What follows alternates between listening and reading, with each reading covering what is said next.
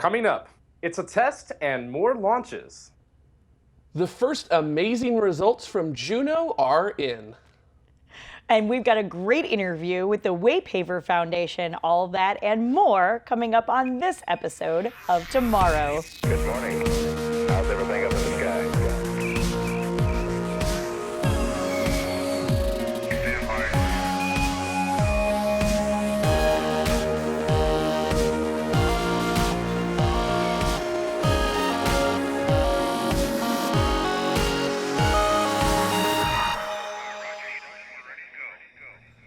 And welcome to Orbit 10, episode 20. I'm Carrie, and with me is a Jared and a Mike. I've got a Dada. I've got a cat somewhere in the background. There's a micro going on. I also am going to get a Mealling later on.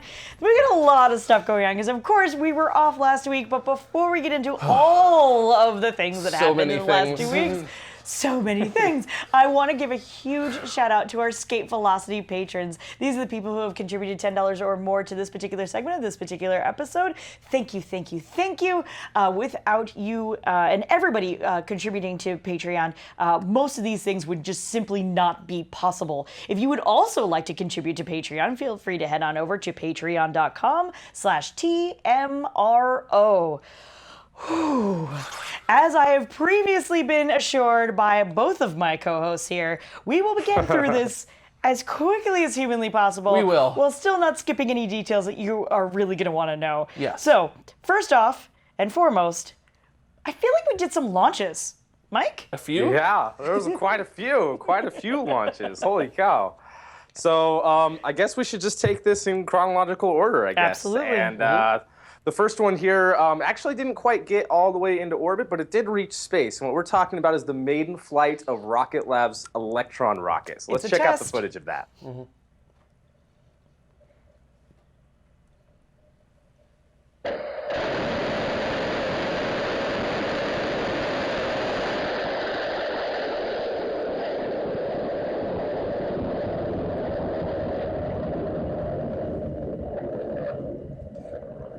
Rocket Lab conducted their maiden flight on May 25th from Launch Complex 1 in their Mahia Peninsula, New Zealand launch complex at 4:23 Coordinated Universal Time. The 17-meter tall or 55-foot tall Electron rocket, which is made of carbon composite materials, powered up their first stage engines, 9 Rutherford engines, and a single vacuum-optimized Rutherford engine on the second stage, and both stage burn liquid oxygen and refined kerosene.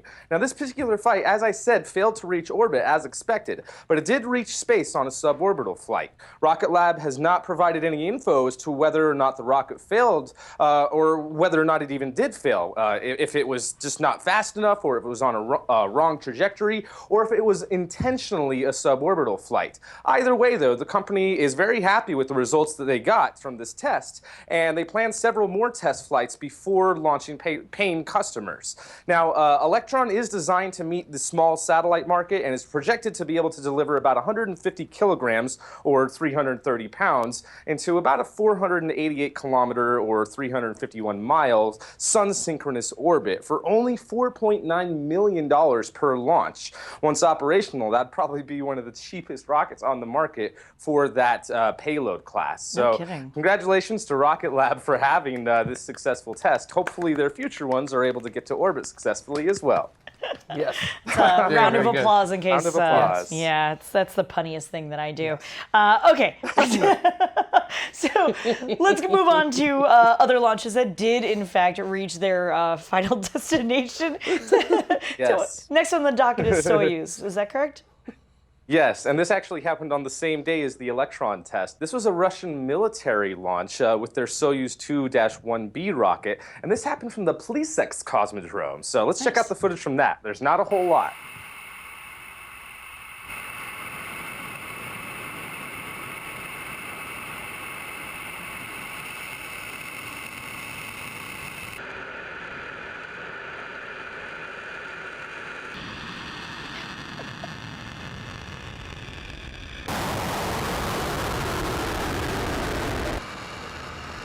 It almost looks like a compilation video of all the local news stations.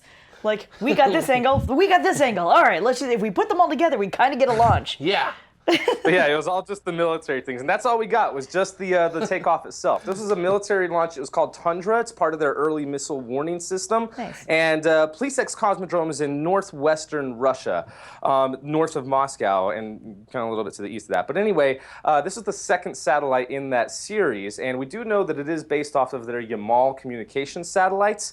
But other than that, we do know that it's going to be placed into a Molniya orbit, which has a very low point in its orbit and a really high point, a really elliptical orbit. Its low point is only around about 1,500 kilometers, and then its high point goes slightly past geostationary orbit. So it's going to be able to monitor the northern hemisphere for, which is the most strategic part for Russia. So it's interesting that they're replacing this. But yeah, that's all that we got for that launch. So let's go ahead and move on to the next one. Yeah, next one. Japanese. That's really cool. Tell me more about the Japanese launch we had. And before we watch this launch, this one just made me laugh and cry so hard because they had a bunch of elementary school students who participated in the launch and were wishing, their congratulations. Nice. Yes. And then JAXA allowed them to do the countdown for this launch. So if this doesn't make you happy, I don't know what will. Let's check it out.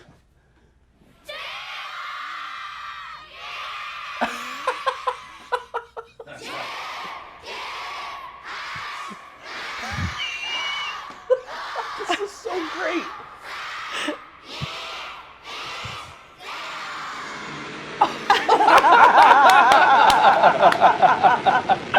Oh, I love it. That is I the love it. best. Isn't that great? So good. Oh, man. So this was an H-2A rocket, and this launch occurred on Thursday, June 1st, from the Tanegashima Space Center in southern Japan, and that was at 0:17 Coordinated Universal Time. And the payload for that was the Michibiki 2, which is the second in a series of navigation satellites that Japan has built in order to augment the GPS network and have better service in Japan. Now, with it, it's in a really interesting orbit. It's unusual because it's slightly off geosynchronous orbit, and it's also inclined in such a way so that with their network, they're planning on having 4 of these, they will always be making kind of a ground path that makes a figure 8 on the Earth from the satellite as the Earth and satellite move respectively. And that's all that we get for the launch footage of that, unfortunately. But this is the weird orbits that I'm talking about. Yeah. Nice. And you can see the figure 8 there that they draw so that they will be able to have better service there in Japan and, of course, even extending down to the Philippines and Australia. So that's really cool that they're doing that. And apparently it was a successful mission. Nice. That's very cool. That is really cool. That's kind of like genius orbital mechanics there. So yeah, that's cool. all kinds of things that are well above my pay grade. All right, and then finally we have a pretty straightforward Ariane 5 launch, yeah? Yeah, this was just another Ariane 5 launch that had 2 communication satellites, and so let's go ahead and check out the footage of that. Once again, I did want to show the footage that they have that shows the kind of graphic of the satellites for this. So the first cool. one was Viasat-2. Oh, yeah, that I is love so that. awesome. And this is a dual launch because it also has a second payload. They had Eutelsat 172B, and that's right there below it. And so you'll see later how they separate that. But Viasat-2 is another one of those Boeing 702 satellites. So let's check out the launch. Allumage Vulcain. Allumage des 2 EAP et décollage Ariane 237.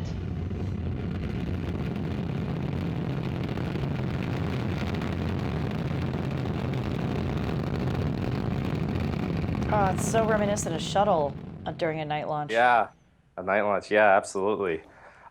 Anyway, this happened also on Thursday, the same day as the Japanese launch from the Kourou Space Center in French Guiana, but at 23:45 Coordinating Universal Time at the end of the day. There were supposed to be 3 launches that day, but one of them was scrubbed due to weather, and will be happening later this day. Cool. But as I said, the first payload for that, Viasat-2, is another one of those Boeing 702 satellites, and it's going to be providing telecommunication services over North and South America.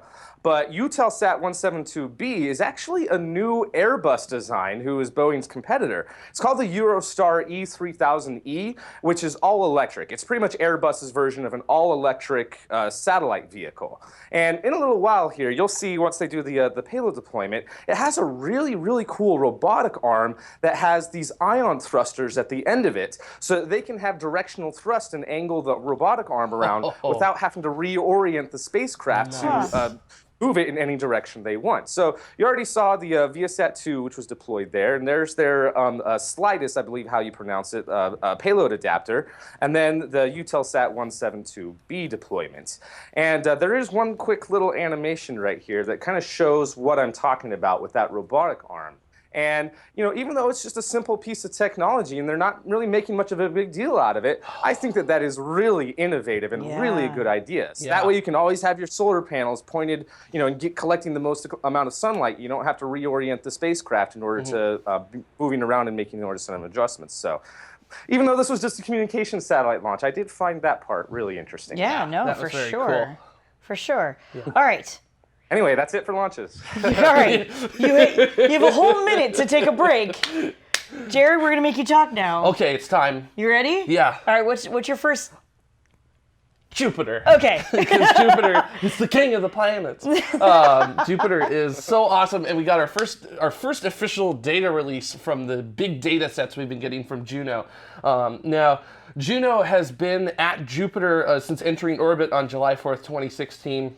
It's in a 53-day science orbit, and it brings it within 5,000 kilometers of the cloud tops of Jupiter, the closest a spacecraft has ever come. Wow. And one of the more amazing facts about it is that when it's that close to Jupiter, it's moving at 210,000 kilometers an hour when it's there. So it's cooking along. Now, some of the results that we're getting back from Juno is that there was an assumption that Jupiter's interior was uniform and like really bland looking. But Juno has a microwave radiometer on board, which allows it to actually look below those clouds, and it's found very complex structures below those clouds, like belts of ammonia, all the way down to the limit of how far the instrument can look inside of Jupiter, which is about 350 kilometers. Now, this tells us that Jupiter is not uniformly mixed. So that means Jupiter may have like differentiation or different layers as it goes through. So that was a pretty big surprise. I guess that helps with all the different colors and everything that you see, like, you know what I mean? Like, as a barista, for instance, I can make an iced chai and it looks, you know, one kind of relatively uniform color. But as soon as you make it what's called dirty, you add espresso to it, it actually, I like just putting the espresso right on top and having it kind of make clouds not quite as cool as this. Because of different densities? Yeah, because and so all the different colors and they kind of swirl around and what have you. And that always reminds me of again, not quite as cool as this picture. Yeah, that is so cool. And you know, just incredible imagery coming back from Juno Cam, the visible light instrument on board of Juno. So it's just amazing stuff. And because Juno gets so close to Jupiter, we can actually measure the gravity field of Jupiter. And it's also revealed that there's a complex core to Jupiter. So we assumed that the core would be small, rocky, and relatively uniform. Sure. Just like how we expected those layers to be uniform. Right. But guess what? No, it isn't. It's actually larger and less dense than we thought. And we're actually kind of describing it as fuzzy. Now, this is such a cool video, which was stitched together from actual Juno Cam imagery on the trajectory that Juno took on its 6th orbit around Jupiter. It's 6 what we call perigove when it comes the closest to Jupiter. So if you were riding along with Juno, this is exactly what you would see. Wow. So, which is just so scary. Yeah, it's beautiful. It's very frighteningly beautiful. And it's you almost want to have that music from 2001: A Space Odyssey there with the choir going nuts. Now, Juno's also measured the magnetic field of Jupiter, which is the strongest of any planet in our solar system. And those instruments have shown us that in the areas where it's stronger than we expected, about 2 to 3 times stronger. And then those areas where it's weak, it's 3 to 5 times weaker than we expected to find it. So that tells us that the dynamo, the actual source of Jupiter's magnetic field, is not that deep in Jupiter. It may actually be very close to the surface. And we think that that's driven by the liquid metallic hydrogen inside of Jupiter. Which still So- blows my mind every Yeah. time that gets talked about. I'm Yeah, I can't wrap my head around the concept. Yeah, it's under so much pressure that the electrons are free to move through a lattice-like structure because the hydrogen has been compressed to the point of near metallicity. It's just ridiculous. Yeah. And another really surprising discovery is that Jupiter has very powerful aurorae, and the Earth has aurorae and Jupiter has aurorae, but they aren't entirely produced like what we have here on Earth. Earth's aurorae are made when charged particles from the sun, or from the solar wind from the sun, ride the Earth's magnetic field lines down to interact with the atmosphere. And most of Jupiter's aurorae are made this way, but actually, some of that aurorae, part of it, is generated by Jupiter itself, with charged particles leaving the south and north poles all right. and interacting with the atmosphere on the way out. So that was a really exciting, thing that we just were not expecting. So, which is super cool. So Yeah. Juno's just been surprising us and taking the veil off of Jupiter in some respects, just like the actual mythological Juno with Jupiter. Now, another cool thing they're going to do, because Cassini is in a similar orbit where it's diving very close to Saturn, they're going to use some of the instruments and some of the data gathered from Cassini and do some comparison and contrast to see the differences between Jupiter and Saturn. So Nice. very cool magnetic stuff. fields. What is the notching in that video where the light on the horizon kind of notches? The notching? Yeah. Oh, because it's stitched together from still images, is it not? Yes, yeah, it is. So, and those still images aren't taken. They're not like the Cassini videos up close of Saturn's atmosphere, where it's taking images fast enough that you can actually smooth it out. The notching just comes from the fact that the exposure, when it's exposed, there's a certain amount of time between each one. So, yeah.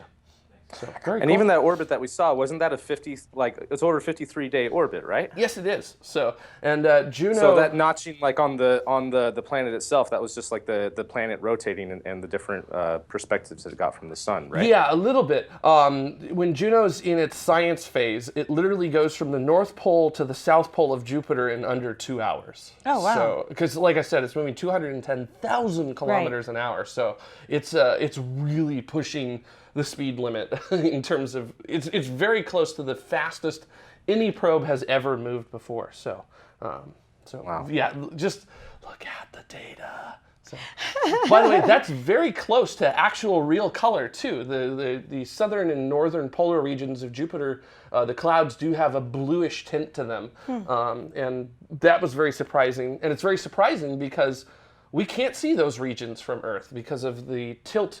Or the inclination of Jupiter's orbit is very low, so we're actually not able to see those regions. And that's where, especially in terms of atmospheric study and things, a lot of the surprises have been coming from Jupiter in that region right there. So, Yeah. also, big shout out to NASA releasing all of this data to anyone who wants to use it, and citizen scientists coming together to work on this data and generate things like this. Very cool. Because this is not a NASA-generated animation. This was it used NASA imagery and data, but it was generated by a citizen scientist. So, Very cool. Yeah. Very cool. As Jaded Animal in the Twitch chat room says, one of the few times where "quote unquote" awesome is absolutely the right word. Yes. Yeah, totally agreed on that one. Yeah, it's pretty awesome. Totally agreed. All right, Mike. So, you talk to me about one of my favorite people. Oh, you mean Peggy? Yeah, yes, totally. So yeah, we had some International Space Station news, and the first of that was a kind of surprise spacewalk, the 43rd American spacewalk, featuring Peggy Whitson and Jack Fisher. So let's go ahead and check out the footage of this. First off, there was a external computer that failed, known as a multiplexer demultiplexer, or MDM. I'm going to refer to it as MDM. Here's a case where an acronym makes sense. And it was Peggy's task to replace that external computer. And meanwhile, Jack was installing more wireless antennas onto the bottom of the Destiny module. That's what you see on screen right now. That's Jack there. And Peggy did have a little bit of trouble putting in the external computer, but after a little little bit of fidgeting, she was able to get it. And she's now the third all-time record holder for most amount of spacewalks. And then later on, by the way, that spacewalk was on May 23rd, and what you're seeing on screen now is the undocking of the Soyuz MS-3 spacecraft, which Peggy did fly up on, but she's not on board this vehicle right now. It only came back with 2 people, Russian cosmonaut Oleg Novitsky and European Space Agency astronaut Thomas Pesquet. And even though she wasn't on board, she's staying behind to allow for Russia's plan to have their reduced crew size of only 2 crew members go into effect for all of the crew rotations.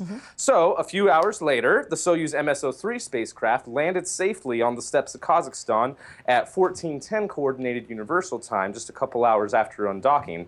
And Oleg and Tama were recovered safely shortly thereafter. So that's some very cool news. And something else about Peggy that's interesting is even though she's already like the all-time record holder for female spacewalkers, I just think it's really cool that this last one was able to bump her up from 5th place to 3rd place for worldwide all-time record holders for amount of spacewalks. So that's really cool, and also really cool for both of these spacefaring participants here to return to Earth safely, and hopefully they have a good recovery. Totally. And nearly, there's a still picture I saw just recently on Twitter, probably this morning actually, of Soyuz coming down, and like the immediate impact created a bit of a fireball to a certain extent. So it looks like it almost looks like they're going to doom. Like if I didn't know that they were already okay, I would have been very, very frightened by seeing this picture. But now that I know everyone's fine, like, you know, because I knew that already, it was just really cool. It's like Soyuz perfectly intact, but then like just this like ring of fire right around it. It's a soft, hard landing. Oh yeah, I guess. Yeah, you couldn't really see it in that video, but there's times where they'll even start brush fires, and like the grass in the nearby area will catch fire from those retro thrusters at the last second before they hit the ground. So totally. yeah, So they're funny. okay. They're fine. All right, Jared, I'm turning to you now, and you're going to try and explain to me something I still don't quite understand. Okay. I will try to explain it as best I can because this is high energy physics. Like this is some hardcore stuff. Even Einstein was like, "This is very hardcore." Just like that. So the Laser Interferometry Gravitational Wave Observatory, which I will from here on out call LIGO, has detected its 3rd gravitational wave, and it detected this on January 4th, 2017 at 10:11 and 58.6 seconds UTC. So these are the things that like that sort of when we had not a video but almost like an audio compilation, or I don't know how to word it. It almost sounded like a heartbeat, right? That was this one, or no? It's not really a heartbeat. No, but I mean it kind of had this kind of sound No, to it, or no? it's more like a chirp. Okay. So, in fact, we call it a chirp. Now I remember. When we do that. And in the Okay, video I've got, there is audio of the chirp from this 3rd gravitational wave. Okay. Now, gravitational waves are basically the fluctuation of space-time, where it is literally moving apart and together it's expanding and compressing because of an extreme amount of energy that has been released from what we are currently discovering, which are binary black holes collapsing into each other. They orbit each other and they go down and they eventually knock into each other and they form a bigger black hole. So of these 2 black holes, one was 31.2 solar masses, the other was 19.4 solar masses. And they came together and they made a larger black hole that's 48 times the mass of the sun. And you may be wondering why it's not 50 or 51 solar masses. Right, because those numbers don't. Oh, yeah. The equivalent of 2 solar masses of material, or in this case, black hole, was literally converted into energy. So if you can imagine 2 solar masses immediately being converted into energy in 1/3 of a second, that's how violent these kinds of collisions are. Now, the distance was about 3 billion light years away from us. And what's so cool about the gravitational waves is that Einstein's theory of relativity said that these should occur, but Einstein said we're never going to have the technology to actually be able to detect Sure. them. Okay. But here we are, 102 years after the publishing of that theory, and we are measuring it, and not just measuring it, we are doing it precisely, figuring out exactly how big these black holes are and a general area of where they are in the sky. So right now, LIGO only has a detector in Hartford, Washington, or Hanford, Washington, excuse me, and Livingston, Louisiana. And let's take a listen in on the chirp from the latest combination of black holes. Here it comes.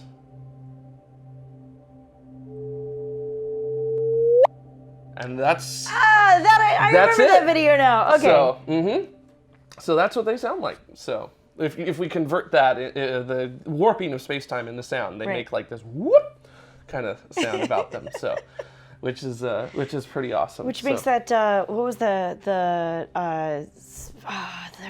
I'm failing really badly. There was the DJ online who like auto-tuned a bunch of like Carl Sagan stuff. Yes, Symphony of Science. Thank you, Symphony of Science. And they do have that as a backbeat for one of their songs. Yeah, because Carl Sagan was making kind of Yeah. a whoop kind of noise, and that's what that reminds me of. Yeah, and it was so much fun when we initially announced the discovery of gravitational waves last year, because on Twitter all the scientists were like, make a chirp, like chirp for LIGO was the hashtag, and all the scientists were making their best chirp noises and putting it on video. So very cool. It was pretty entertaining when that was going on. So. But it's so cool because this basically says that the theory of relativity, which has been extremely well tested and understood, is actually even more correct, if you will. This is just another feather in the cap saying that the theory of relativity works. So yeah, Einstein, what can I say? He's pretty good at math. So. Still killing it. Yeah. All right. So Mike, I was looking at this, and you basically just called this story the Spaceplane news. And as I look at it, there's I keep forgetting that there's more than one spaceplane. So my bad. And then B, that everybody had. Nearly every spaceplane had some sort of update in the last 2 weeks. Oh my gosh. Yeah, this is like crazy pants. Hey, did we lose Mike's audio? Uh-oh. It's a hologram. Perfect. That was my fault. I'm sorry. There we go. I All right. muted myself because dogs were barking. I'm sorry. Not a problem. All right, But yeah, so there's quite a few of them. go ahead, hit me. What have you got? What's the first one? First off, this one actually is just an aircraft, but it's probably one of the biggest aircraft in the world, and it hopefully will be launching rockets into space. What we're talking about is Stratolaunch. They rolled out their Birdzilla for the first time. Yeah. Yeah, holy smokes is right, because those teeny tiny little ant-looking things, those are people, basically for scale. Those are people. For lack of a... People for scale. Yeah. Oh my It has gosh. 6 engines that are used on the Boeing 747. This thing's pretty big, and the 2 fuselages used to be the size of 747s, but were extended to be even longer.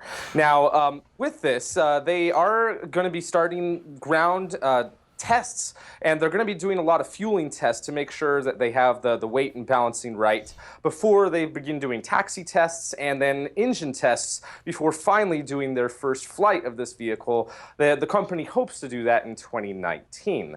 Now, it's unclear which rockets will be the best option to use for this. They're planning on dropping a rocket from the middle of it, similar to White Knight 2. Virgin Galactic's White Knight 2 drops their Spaceship 2 vehicle. And at first they were going to have a vehicle that SpaceX was going to use, and then that deal dropped out, and then they were working with Orbital ATK to have kind of like a Minotaur upgrade, but that deal fell through. But they're working with Orbital ATK again to launch their Pegasus rocket, potentially up to 3 at a time from that. Even though the original goal was to have a medium-class rocket that could launch into any orbit at any time.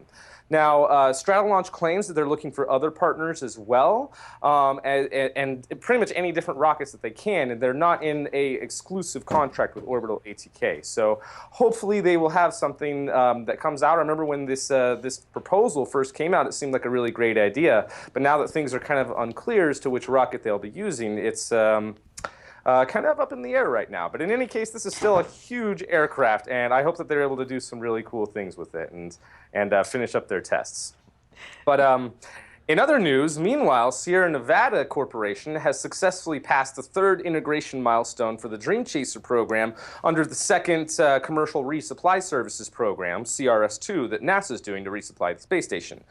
This milestone included passing a Phase 1 safety review and meeting all of the CRS-2 architectural design requirements, which includes the hardware, the software, flight dynamics, thermal control, and all sorts of other things. It also included getting FAA licensing for the vehicle as well. Now, the Dreamchaser atmospheric test vehicle is in preparations for flight testing to help verify these designs, and that'll be conducted at the later on this year at NASA Armstrong. But speaking of free flights that the Dreamchaser is going to be doing, Virgin Galactic also did a free flight of their Unity spaceplane. And for this test, they haven't released any video of it yet, but this was on Thursday, June 1st, and they had more weight on board than previously and had a center of gravity shifted towards the back of the vehicle using 1,000 pounds of water, or 454 kilograms. And what you're seeing, that plume that you're seeing there, is not an operational rocket engine. What that is water that they jettisoned out of that tank to kind of control, or rather simulate, what it would be like to lower the weight in flight and be able to complete a safe landing in that lighter weight configuration when they launched being much heavier. They also announced that this will be the last glide test flight before they do fueling tests and then eventually powered flights. So hopefully they're able to progress quickly and be about 6 months away. Oh, boo. Always about 6 months away. All right. Oh, my goodness. Oh, okay. I think that was enough. I think that was plenty. That's it. I feel like I'm super overwhelmed, and there's so much more that we could talk about, but we also have to talk with our guest, Michael Mealling of WayPaver. WayPaver Foundation, because in my head I said pay waiver, and that wasn't right. But I'm glad I actually said it out loud correctly. So we're going to take a quick break, and when we come back, our very own Jared Head has got a great interview coming up with Michael Mealling, CEO of WayPaver Foundation. Stay with us. We'll be right back. Look into her face, determination in her eyes. She won't give up or quit or fall for little fashion lies. Filled thoughts, some expectation. This girl's a fascination, and nothing in her way will keep her from her destination. 'Cause she's fire walking, she's fire walking. When it's hot, she keeps on moving. Through the heat, keeps on improving. Yeah, she's fire walking, she's fire walking to be free. And welcome back to Tomorrow. Now, before we get into our interview today, we just want to thank our Patreon members of our Escape Velocity variety. These folks give us $10 or more per episode, and they get access to our Escape Velocity Discord channel, so you can see Ben's ramblings, Dada's moanings, and my bad dad jokes. In addition to that, we also have our Orbital members. These folks give us $5 or more per episode. In addition, they get the free worldwide swag store, shipping, and all the goodies that come with that. And if you would like to help crowdfund the shows of tomorrow, head on over to patreon.com/TMRO. And now we are joined today by Michael Mealling, the CEO of the WayPaver Foundation, which you've got quite an interesting background, Michael. You're the chairman of the Moon Society in 2004. You are a co-founder of Maston Space Systems in 2005, which we're huge fans of Maston here, Dreamy Dave, and all the other fun things that come with that. And you got your MBA from Georgia Tech in 2011. So very glad to have you on the show today. Thank you. And thank you, Carrie Ann, because now I have pave waiver stuck in my head. Pave waiver. Oh, fantastic. Still works. Yes, it does. It does, surprisingly. It does. So, Michael, tell us, what is the WayPaver Foundation? The WayPaver Foundation was set up about 3 years ago by some philanthropists in the Chattanooga area to look at helping humanity in the 40-year time frame. This is more philanthropic activity on their part to complement a lot of these startups they were funding in the Chattanooga area. And that was from the group called the Lamppost Group. And what they looked at was what could affect humanity the most, and they decided that human lunar settlement was one of the ways to do that. And so the WayPaver Foundation was set up as a nonprofit foundation to, if you look at our website, to remove obstacles to human lunar settlement, to pave the way, as it were. And it started out over the last couple of years of focusing on raising money to fund particular technical challenges and particular types of research that needed to be done that would remove at least accelerate the time where we could have people living on the moon. Over the past year, one of the things that it has done is it funded a lunar settlement analog for surface operations on the Earth with Made in Space, with the goal of turning that into almost a park where multiple researchers could come in and test their equipment in at least an Earth analog to a lunar settlement. Since then, it's also working on a project to do economic modeling around a lot of cislunar business models, taking a supply chain look at how a cislunar economy might work.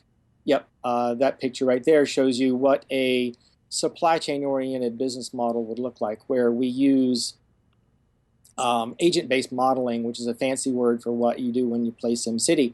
But we're modeling it from the standpoint of all the players that would exist within a cislunar economy. What might they be going to the moon for? How do they make money? When do they make money? And what kind of technologies do they need? You could kind of think of it as the business side of a Kerbal Space Program.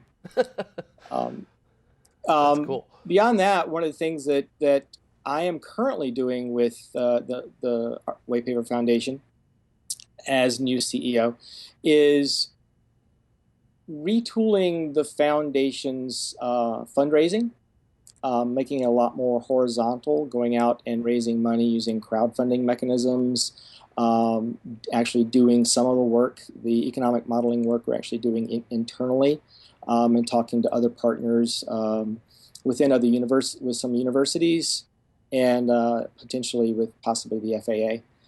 And we're also working alongside, almost as a sister organization, with the Moon Society, doing some work for them, bringing their website up to date, and expanding that to bring the Moon Society more along the lines with what the Mars Society does for Mars and Planetary Society does with advocacy. So that's what the WayPaver Foundation is doing right now. The website is waypaverfoundation.org. And if you go there, we have something called the Lunar Settlement Index, which is almost a lunar-oriented version of the Integrated Space Plan, a way to see what technologies we plan on working on.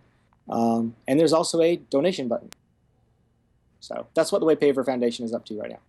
Very, very cool. So there's a huge focus from multiple companies on Mars, but you guys are focusing on the moon. So why the moon specifically? For a couple of reasons. One, it's a lot closer. And because of orbital mechanics, there's certain periods of time where it's just very, very difficult to get to Mars, as in when it's the other side of the solar system. The moon ends up being a place where, because it's easier to get to, and it has a vacuum, but it also has ice. So it's a close location that's sitting more or less at the top of the Earth-Moon cislunar gravity well. So anything that you end up mining on the moon or taking from the moon, if you want to send it back down to low Earth orbit or geosync orbit, ends up being a lot easier than coming up from the surface of the Earth and out. There's also a lot of industrial processes you can do within the low gravity and permanent vacuum that is on the moon that makes it a place where we can do more industrial activities, whereas a lot of the Mars and other missions that we're going to be doing over the next few years are very science and Mars-oriented. So you're doing a lot of research at WayPaver in order to get lunar colonization as a real thing. So how do you find and identify the roadblocks to lunar colonization? That's an interesting one, because there's, as we've seen with what SpaceX has done with vertical landing, technologies that we thought were very difficult, but with enough, as I call it, free cash flow within a company, you can solve those technical problems. So after talking with a fair number of people within the industry about what problems WayPaver could solve, the conclusions we're really coming to is the problems in the short term are not technical. They end up being legal, political, and financial. Once we can break that initial nut of getting material to and from the moon, the business model should give us sufficient justification for companies that are involved in that to solve those technical problems themselves. That said, we are working with some other organizations around the space industry to do a little bit of technology road mapping, which is where things like the Integrated Space Plan, Lunar Settlement Index, Lunarpedia, which is a Moon Society project, and even the X Prize Foundation's prizes are trying to solve some of those problems in a little bit smaller chunks, as opposed to, for example, if you look at the Integrated Space Plan, go solve the entire cryogenic propellant transfer problem. That's a large problem. If you look at it instead and break it down into something like build a cryogenic valve that works in zero gravity reliably, that's a smaller problem that you can solve for, $50,000 as opposed to cryogenic propellant transfer, which is a many millions of dollars problem. So, is there anyone else that you guys are partnering with in addition to the companies that you've mentioned? Not many that I can actually talk about at the moment, simply because I've been on this job for a month and a half now, and there are organizations that we are talking to about partnering on either the research or partnering on raising money to fund something together. There's also things that we end up providing to the industry, as we are not a provider of technology. We're not an organization that's going to build rockets and fly the missions. We facilitate, and sometimes we play a role as the uninterested third party that can validate certain things. So in that case, some of the organizations we're talking to don't really want to talk about that yet. But again, some of them we don't actually have a formal relationship yet that we're still trying to build out. But expect some announcements within the next probably 3 or 4 months. Very cool. So NASA's doing things like the Deep Space Gateway, and United Launch Alliance is doing Cislunar 1000. So do these kind of work into your plans of what you guys are looking at with lunar colonization in any way? Oh, exactly. As we've seen with the launch industry and even small sats and everything else, once you have that fortunate cycle of more you fly, the cheaper things become, the easier it is to fly again, that virtuous cycle of cost lowering along the way makes it far more likely that the end result is easier to achieve. So that cislunar economy really does need to exist in order for lunar settlement to become something that's financially viable. I think you're going to end up seeing the same thing with Mars settlement, that the more we develop the inner solar system economy, the easier it is to resupply, get to, and get back from Mars. One of the examples was discussed quite a bit at ISDC last week when there was a discussion about whether it's Moon and Mars or Moon or Mars. And if you look at SpaceX's Mars Colony Transport, that second launch is there, well, the first launch is there to bring enough fuel to get the entire thing to Mars. Imagine what that architecture might look like if the fuel was already sitting there on orbit and actually came to the moon, from the moon, and you had one vehicle full of people launched to LEO, refueled at a half the cost. So you've now saved an entire vehicle and your fuel costs are cut in half. That makes it far more likely that you can send far more people to Mars faster. And so one of the quotes was, you can't really be a Martian without being a lunatic, because the moon makes it cheap enough that enough people can go. And then we got into an interesting discussion when Bob Zumrin, who came to ISDC and was hanging out in the moon track, began asking questions, and then mayhem ensued. Mayhem, always good to have at a conference, right? Yeah, especially with Bob. Yeah. Love Bob. Yeah, he's a great guy. So sounds like resource utilization is a very important thing for lunar colonization. So how important is using those resources on the moon? It's an important piece, but it's not. The end result is going to be something that's far more diverse. But the ice utilization seems to be the one that is the business model that closes the soonest, especially when you talk to ULA and how the Cislunar 1000 plan that they have works out. And so in that case, yes, it's resource utilization, but the high quality vacuum you have on the moon in certain areas, the fact that even in those permanently shadowed craters at the North Pole and the South Pole, you have consistently very cold temperatures that don't have temperature fluctuations. You're consistently at 52 Kelvin. There's a lot of things that are on the moon that you don't get anywhere else. For the radio astronomy community, the fact that the far side of the moon is the quietest place you're going to find because you don't get any Earth noise.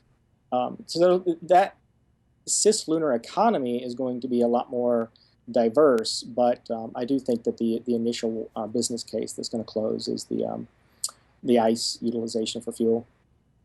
And one of the things I've really liked in researching you guys for the interview is that you talk about sustainable lunar settlement. So why that type of lunar settlement specifically? Because I want to be able to go. It really does. I mean, without being sustainable, and by sustainable, that doesn't mean that you have a government that's willing to keep funding it over time. What we mean by sustainable is that the funding sources are diverse enough that if one goes away, the entire settlement doesn't go away. So if for some reason the astronomy community decides they want to build a Earth orbit-sized radio telescope using interferometry and they don't want to use the moon anymore, that doesn't mean the entire lunar colony goes, well, that's it, guys, we're going to go home, pack it up, and head home. There's fuel, there's different types of fuels, there's all kinds of things. And that's what we really mean by sustainable. Through the diversity of the reasons that people go and the diversity of the funding sources.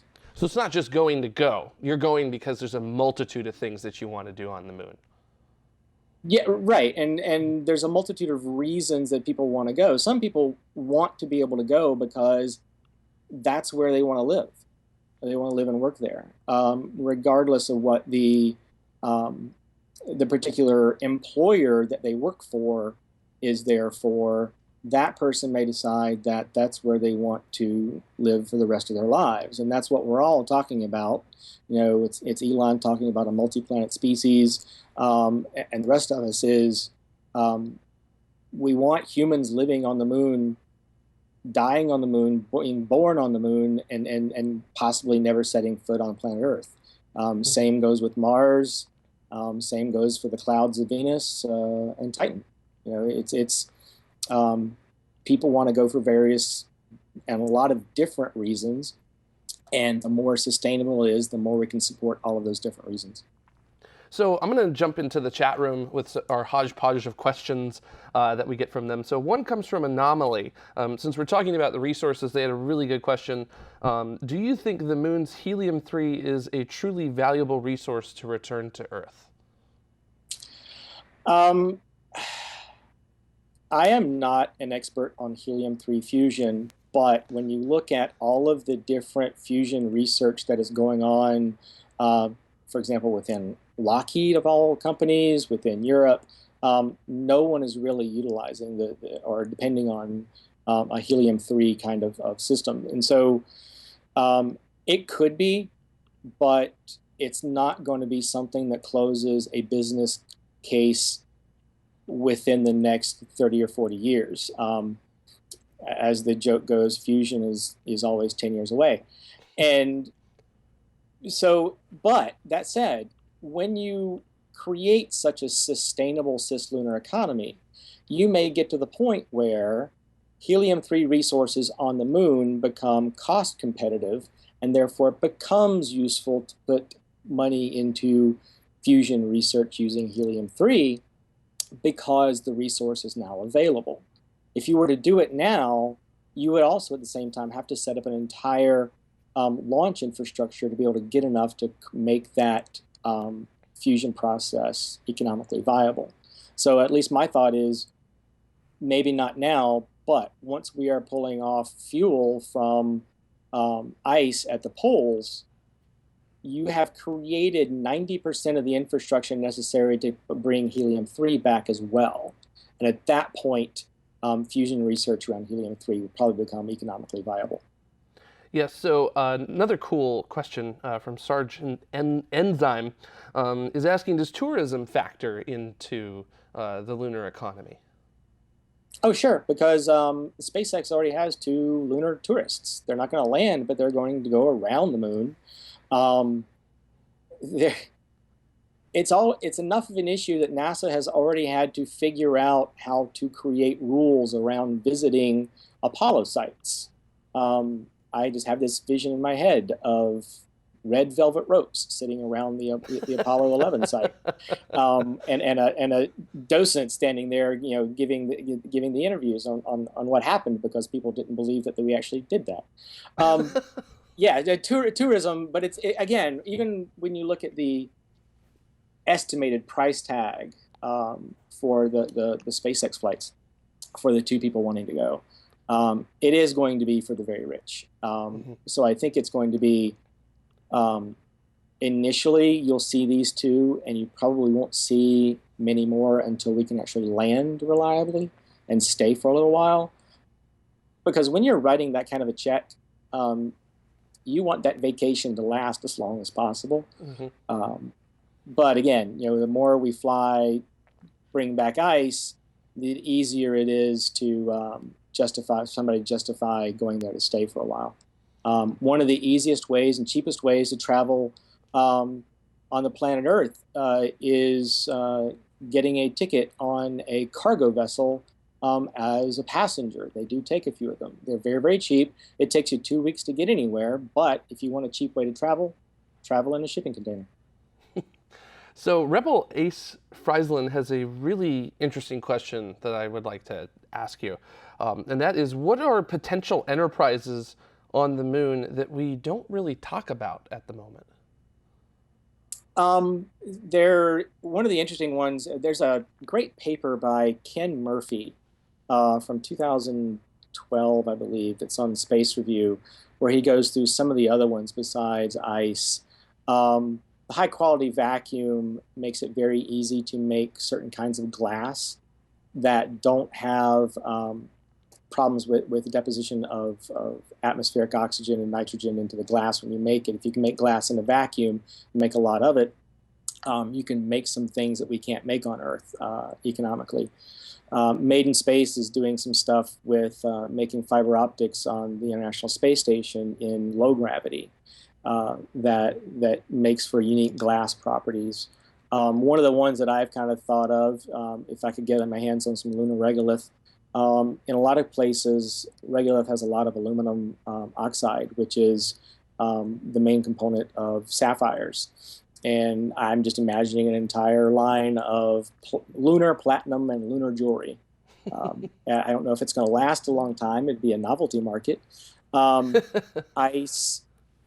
One of the cases that a couple of business guys and I did a study of solar power satellites, and we couldn't close that business case because of all the launches necessary. But one of the proposals is, since you already have to figure out beam to power, drop a few rovers to build solar cells using lunar regolith, because in certain areas of the moon, a lot of the components you need to be able to build a cheap solar cell are already in the regolith. So you have this little robot that goes along and chews up regolith on one end, and out the other end comes solar cells. Connect them up to each other, build state-sized solar farms, and then beam the power back to the Earth. That business case closes. I'm not sure space power satellites launched from the surface of the Earth closes. Tourism, radio astronomy, optical astronomy. We don't have a lot of knowledge about all the things that are on the moon. So my guess is we're going to discover things when we get there and we start poking around that we didn't think about. So we'll have to see when we get there. So Jack has a really interesting question, which is it possible to create fuel on the moon like it's possible with Mars and the Saboteur reaction? Not really that one, because you're doing that one with methane, and that requires carbon. In the case of the moon, you don't have a lot of the things that you would need, so you end up making different fuels. You have a lot of oxygen that's bound up in some of the surface metals. So if you've ever done any amateur rocketry, a lot of the things that you put in there with the aluminum and the oxygen that comes from other components, you can build solid fuels from the materials that are on the surface of the moon. You can take the water that you find and turn that into hydrogen and oxygen. But the surface of the moon is scarce on a lot of other materials that you might want to do for other fuels. Carbon is one, nitrogen is another. And so depending on the mixtures, you have different reasons. The reason that the Spacewalk reaction on Mars is so useful is because you actually have a fair amount of carbon dioxide in the atmosphere of Mars that you can then suck up and turn into methane. You don't quite have that on the moon, so you end up optimizing for a different fuel set. So LSVH has a question that I really like, and it is, how would you motivate the Earth to focus on the moon, and how would this work with the current laws and government systems that we have here on Earth? Actually, this came up in an interview at ISDC, and the response that I give is I don't think we need it. We don't need the focus on the attention, because if it's sustainable, then it has to have a reason in and of itself. And that's why what ULA is doing with their Lunar 1000 and the fuel and the other things that make it so that we want to go, they have business justifications. Those justifications exist regardless of whether or not anybody other than ULA cares one tiny whit about the moon. Where there's a thing that happens in the space business or in the space industry, where we look back at Apollo and what the space race did, that everybody on the planet was like, yay, let's go. But that actually wasn't the case. There was a large number of detractors back in the 60s that thought that the Apollo program was an absolute waste. And it almost didn't happen. That's why you have all this NASA centers in the South, because it was a political process. When you have industries that have business justifications, you don't need everyone to want to focus on the moon, because you're going to go anyway because it makes you money.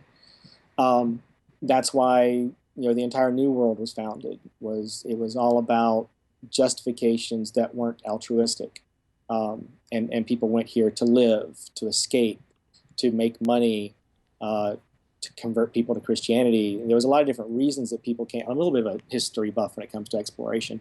And so, yeah, I don't think we need the world to focus on the moon in order to be able to get there. As far as laws and things like that can get in the way, the Moon Treaty is problematic, but not everyone is a signatory to it. The Outer Space Treaty is also not as problematic, but this is one of the things that actually came up last week as well.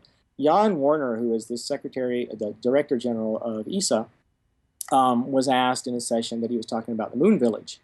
about whether or not the Outer Space Treaty needed to be amended. And he said that, yes, he thought that there could be some suggested changes to the Outer Space Treaty to make it easier to do things on the moon and other celestial bodies. And we actually have that same discussion going on in the Senate with Ted Cruz's hearing last week and a proposed set of legislation that was marked up this past Thursday on changing aspects of the Outer Space Treaty. So I think there's some consensus around the world that where we are going with space exploration, especially on the private side, is stretching some of the assumptions that were made back in the 50s and 60s around what the Outer Space Treaty and the Moon Treaty said and what they need to say. So I suspect that we may need to revisit those, but I don't think they're impediments to moving forward. They're in any industry as it grows up, as we saw with the internet industry. When it originally began, there weren't any laws. And now we have different countries regulating it in different ways. And you don't do it at the beginning. You do it once you actually understand it and you understand the business needs and the political ramifications of those. And we don't understand those right now. So what we have is fine. We can move forward, and we have a better sense of what we need, then we can do it. So Green Jim 2 has an interesting question that I'd like to sort of throw to you real quick, which he wants to know, what's cheaper? Is one vehicle launch cost cheaper, or would building an entire lunar fueling infrastructure so that you can refuel from the moon be cheaper? Which of those two, I guess, in comparison, if you can compare the two, which would be cheaper? Sure. You're never going to fly just one vehicle. If that were the case, SpaceX would not be doing reusability. You don't, and the thing is you don't actually refuel on the moon. There's a graphic I should probably send you guys that you actually refuel in low Earth orbit, but the fuel is transported down the gravity well from the Earth-Moon Lagrange point down, and the delta V necessary to get the same amount of fuel from the surface of the Earth versus mining it on the moon and bringing it back, the delta V difference is about 35 to 40%. So when you look at the rocket equation, that 30% fuel savings severely affects the entire total mission ISP and thus the cost of the mission. So you're looking at significant reductions in the cost of getting things beyond low Earth orbit into geosync and beyond.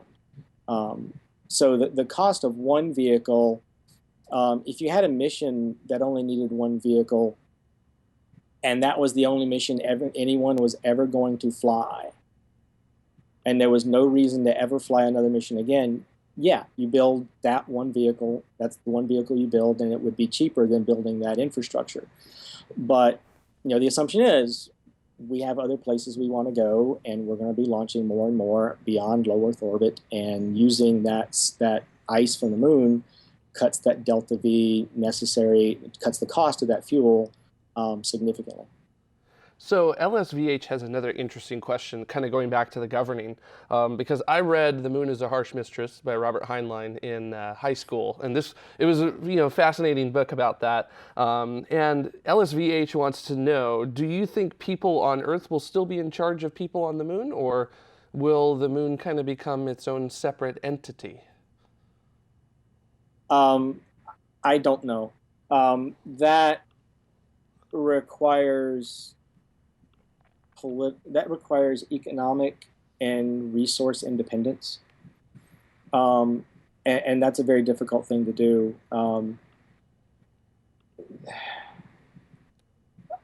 I don't think you're going to end up in that situation in any near enough time frame for it to be anything other than speculative science fiction, just because the trip times to the moon are low enough that the economies of the two systems between the Earth and the moon are going to be so intertwined that you won't have that independence.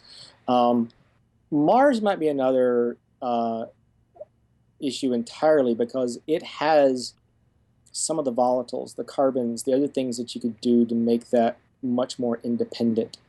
And when Mars is on the other side of the solar system, it takes a long time to get there.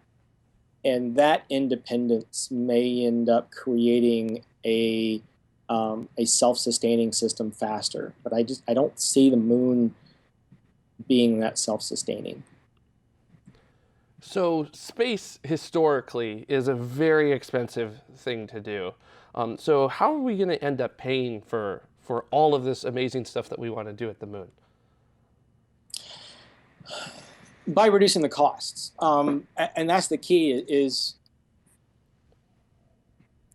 if we were stuck with the launch costs of the space shuttle, for example, $10,000 per pound,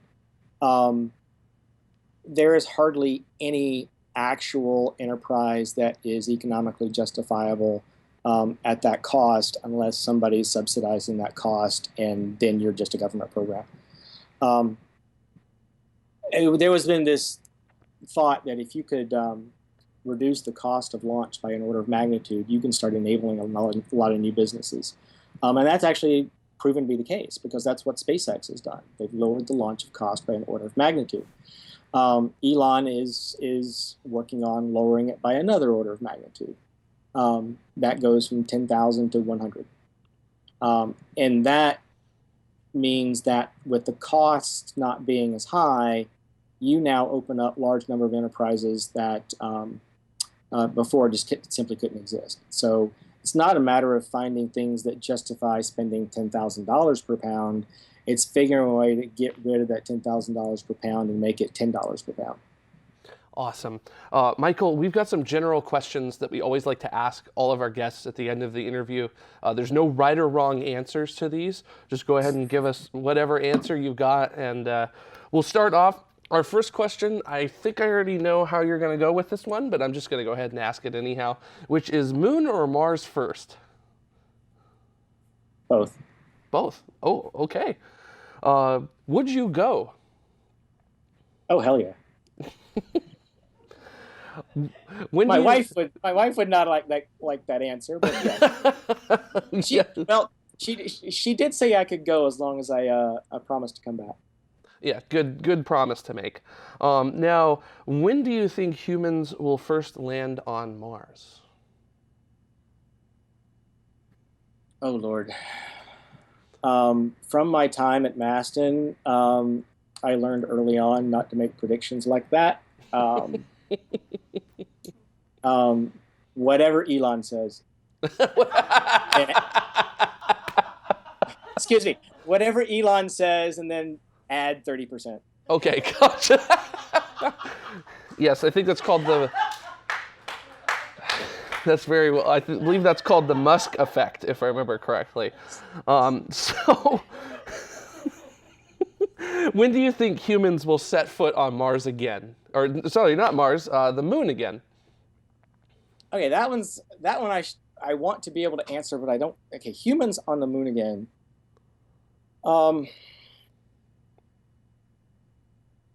2016, 2017. I'm going to say 2027. 2027. Okay, so 10 years from now. 10 years. Okay. Give or take. Very, very cool. And then our last, but my favorite question to always ask people, why space?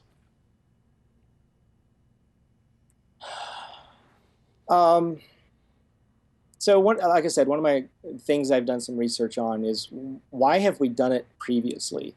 Why did Columbus come over? Why did Magellan go around, or at least his crew go around the world? And it always came down to either God, gold, glory, or sex. Or God, in a lot of cases, God did it for religious reasons. But the reason ended up being is you cannot find those things where you are. You find all of those things in great abundance on frontiers. And with the exception of some of the discussions in the world of seasteading, there are no more frontiers on this planet. There may be some virtual frontiers, depending on who you talk to. But human beings, or at least the itinerant human beings like myself and the ones that cause problems for everybody else, need a place to go so we can stop bothering the other people. And the frontier that is staring us in the face, that has the resources to allow humanity to be whatever it and its individuals decide they want to be, are all found out there. They're not found back here. And so it's because it's a frontier, and we desperately need a frontier. So is there any way the citizens of tomorrow can get involved and help out the WayPaver Foundation? Oh, sure. There's two ways, actually. One is, and we're going to be coming out with some other announcements soon that I haven't really nailed down yet with some other organizations that have some interesting ways to get involved. But right now, we would love donations, but if that's not your thing, we are working with the Moon Society in a way to help them do some things around the Lunarpedia, which is a Wikipedia type system with everything moon related. So if people want to get involved, I would actually suggest that they check out our website and see if there's something we're working on that looks interesting, and we're going to be posting a lot more blog articles and opening that up very quickly. But I would also suggest the Moon Society as a way of getting involved. It has members, it has chapters. We are working on rebooting and updating it, and especially the website, and opening that up as a way for people that are not in the industry to be involved. Whether that's editing Wikipedia articles, doing bake sales, building small sat rovers, that's now a thing. CubeSats with wheels for roving around other planets. We are trying to work toward a day when the answer to that question is go ask an elementary student. They'll tell you how to get to the moon. Excellent. All right, Michael Mealling, the CEO of the WayPaver Foundation, thanks for coming on tomorrow today. Thank you very much. All right. Pleasure. And what we're going to do, we're going to go to break real quick, and we'll come back for comments and wrap up the show right after this break. We've always looked to the stars. They guide us, give us comfort, help us find our way. We see ourselves out there. When we look up, it inspires us. And we long for something we don't yet know. We yearn to go there. So, we venture forth. We choose to go to the moon in this decade and do the other thing, not because they are easy, but because they are hard. Because that goal will serve to organize and measure the best of our energies and skills. Tranquility Base here. The Eagle has landed. It's one small step for man, one giant leap for mankind. The exploration of space will go ahead, whether we join in it or not. Many think we stopped exploring. But we know our journey didn't end. T-minus 1 minute. We've only just begun.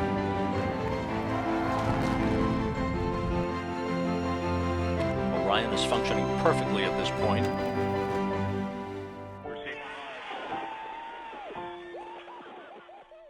Come with us and explore tomorrow.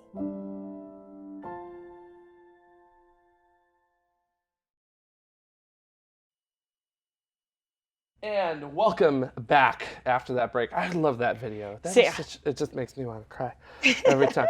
So, before we get into the comments, we want to thank our Patreon members who help crowdfund the shows of tomorrow. Of course, with our escape velocity folks, they give us $10 or more per episode. We also have our orbital variety, who give us anywhere from $5 to $9.99 per episode. And of course, we can't forget our lovely suborbital members as well. They give us anywhere from $2.50 to $4.99 per episode. They get things like early access to After Dark, which we're going to After Dark after the show, because that's when After Dark comes on. Great job, Jared. Is that when we do that? All right. So yeah, that's when we do it. So it's appropriately named. Yes, if you would like to help crowdfund the shows of tomorrow, head on over to patreon.com/TMRO. All right, it's time for some comments. Yay! Y'all ready for some comments? Yeah. Because I'm ready for some comments. So, all right. So the previous show topic, of course, was the ISS above with the great and wonderful Liam Kennedy. And our first comment comes from Sarah Swanson. I almost read that as Ron Swanson. No joke. Just because of Swanson, I apologize, Miss Sarah. Off of Facebook. Says a great interview. What he says about the inspiration of seeing Earth from space is spot on. Oh yes. Yeah, because. Yeah, I can't, that's one of the things that I'm not really fantastic with heights, honestly. You should see me going over a suspension bridge. It is probably the scariest thing in the entire universe to me. I don't like them. So you don't do window seats on airplanes then, right? It's funny. I'm usually okay on a window seat, but Ben prefers them, so I typically just end up not being in a window seat. Gotcha. But anytime that he does that thing where you're at, like, say, the Grand Canyon and there's the guardrail and he's like leaning over the guardrail or trying anything along those lines where he's like, I want to see what the edge looks like. It's just a 1 mile drop at the Grand Canyon. Right, like so. I'm sweating bullets. Like I can't. You get anxiety on his behalf. Yes, because he has none with that, which is ridiculous. But whatever. But that is still something that I personally want to not just see but experience. Yeah. That's a great motivator for me. And then I want to come back down safely to the ground and probably kiss it and never leave. But one and done. Right. I don't know, right? I don't know how that's going to change me, but that's my initial reaction is that even though I'm afraid of heights that badly, it's not that badly, but it's not fantastic. I still want to go see that. So yeah, that's super exciting. Yeah, there's something to be said really about looking at the Earth live from space. So when you realize that is a huge orbital complex with now 3 people on board in orbit right now, it's just mind-blowing kind of stuff. So insanity. It is. So Mike, you have thoughts on that one? Well, I just agree with everything that you guys said, and for those of you watching, if you haven't seen this interview, definitely check out our last episode, because Liam Kennedy said a lot of really good kind of golden nuggets about the overview experience and why we're doing this. So definitely check that out. I agree with all of these statements. That was pretty tweetable. Conversation just sort of in general, I think. Yeah. Okay, so next comment comes off of Reddit from Kubrick is my co-pilot. I like that name. Right, such a good name.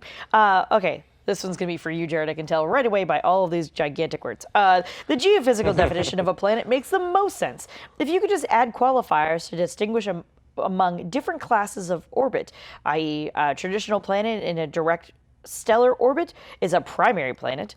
A moon that fits the geophysical criteria would be a secondary planet, and a rogue planet would be a tertiary planet. See, tertiary, I got that one right. You could add additional adjectives to indicate weird orbits or, that they're part of a belt or something. Like that. Can we go to that camera? Can we go to that camera real quick? Are you pulling a Ben? No. Okay. No. Go. Let's not. Let's not do this. We really need to sit down and rethink what the definition of a planet is. And I don't think a primary planet, secondary planet, tertiary planet, heptupta planet, or decaplanet, or whatever you want to have come after it would be the best way to go about it.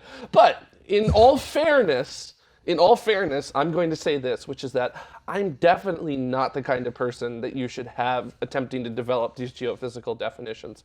That's why there's people a lot smarter than me who think about this and stay up at night a lot more than I do thinking about this and staying up at night. So, I just don't. It's so messy. There's so many things that you have to take into consideration, like composition and other things like that. It's just. I have to say though, this Oh is my like, God, it's a mess. This is one of the best and also sort of funniest sort of human Ongoing. problems. Yeah, it's like, no, it must be a definition. We have to define these things. It must fit inside this one box. There cannot be 1,000,000 boxes. That is not a thing. No. Why is this an issue? I need labels. No, not that many labels. Right, exactly. Too many labels. Yes, exactly. Not enough labels. It has to be a thing. Categorized all the things. Wait, no, not those categories.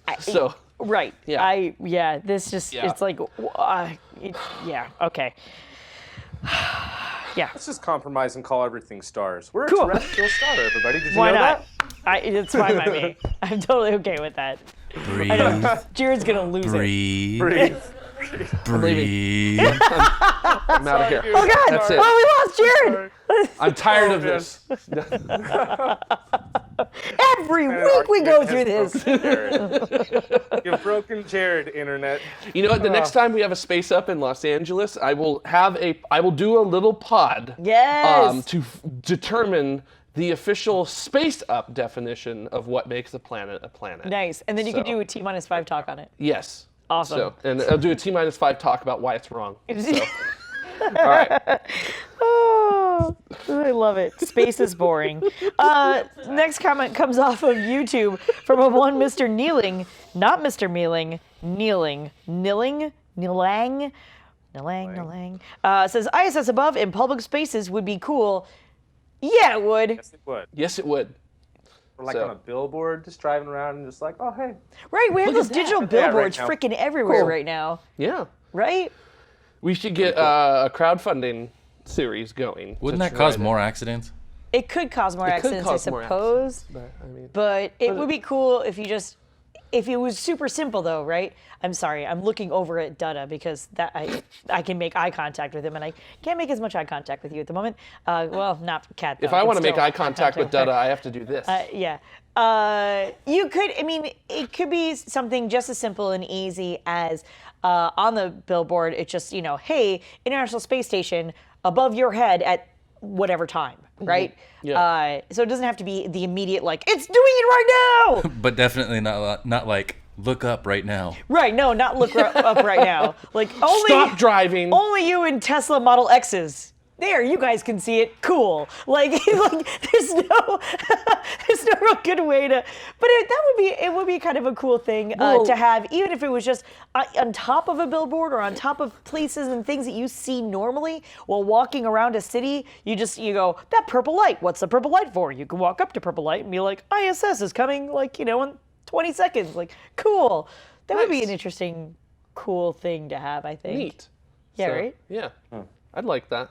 Like some kind of like mobile ISS above would be pretty cool too. Right. So let's maybe like a wristband kind of thing that alerts you when the space station's getting ready to come up. That'd be pretty cool. Like So it would Liam be might have some ideas. That'd be great until So- you're in a movie theater and it's like, I'm glowing! No.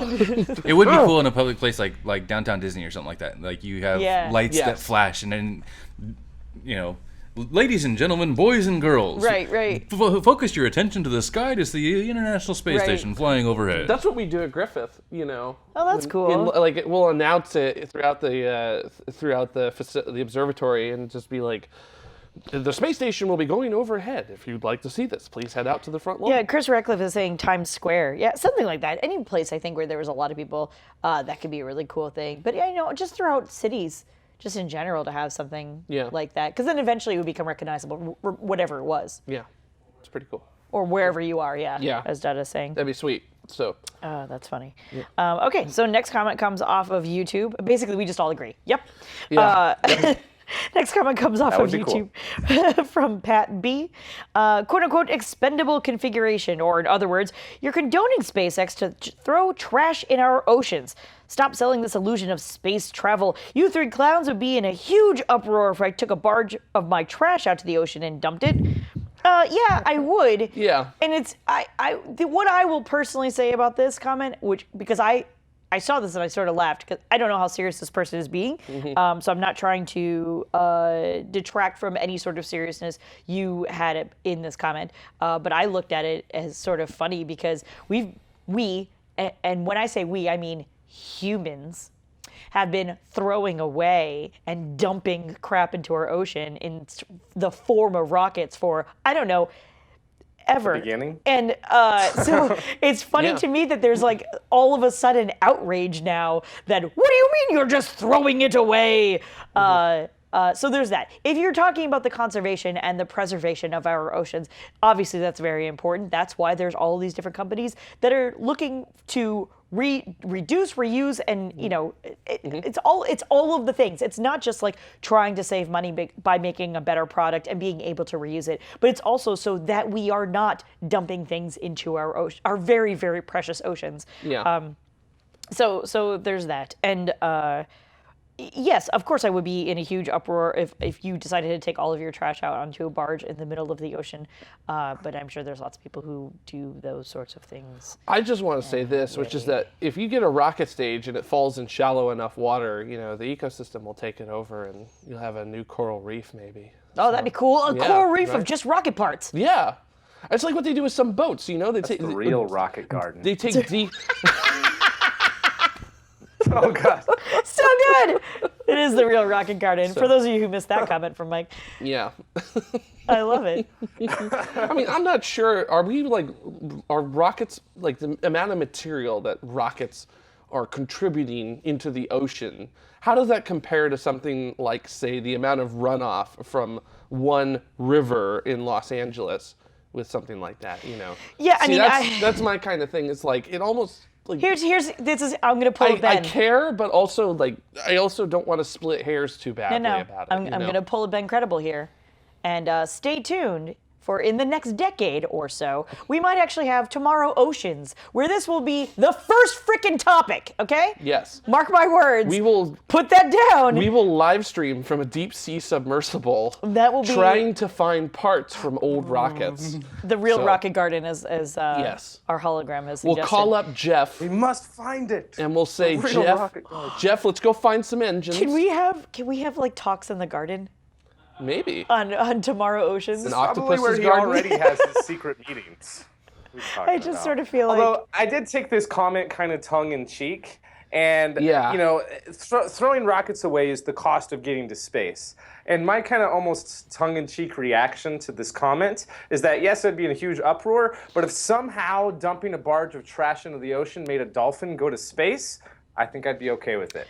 Yes, yes. Yes, I'm okay with that too. I mean, that's Sharks a with ridiculous lasers on their heads, example. dolphins in space. Right, no. It's a ridiculous example, but what I'm saying is that what we're doing, although, yes, it's bad littering, it's the cost of getting to space. And going to space has improved all of our lives. But that's exactly what I'm saying. Like, I'm okay with it. All of a sudden, now that rockets can be reused, now we're really upset that we're dumping crap into our ocean. I've got two thoughts on this. Go ahead, Dada. With the increased cadence of launches that is inevitable and necessary in the quest of exploration of the cosmos, the only responsible thing to do is to try to make rockets reusable to the greatest extent physically possible. Mm-hmm. And, we've been doing this for 50 years. Even then, the amount of rocket debris that is at the bottom of the oceans is a drop in the bucket compared to sunken ships and trash and container ships that fall over and drop Legos. Right. There's an island somewhere that has like thousands of pounds of Legos that continually wash up from a container full of Legos that fell off a cargo ship in like 2000. Right. Yeah. And they're still washing up. So, yes, polluting the ocean is a problem, but rockets are a very small part of that. Yeah. And we're trying to be responsible about it. Yes. So there you go. There's a serious and not so serious response to that comment. If you should have any comments on our comments, please feel free to add them to the bottom of this show. Yes. Next one comes off of YouTube as well from A1 Brad C. We'll pretend that's not Brad Cheatham. Finally, some news from Blue Origin. Looks like they're going from a tiny suborbital vehicle, skipping the medium weight size, and straight for the heavy lift rocket. I wonder how much testing they've been doing. We don't know because they're so secretive. I don't know that Blue Origin is necessarily secretive per se, in so much as I know, but I don't That's find them to be change. secretive. Is what I guess is what I'm saying. Like they're doing stuff.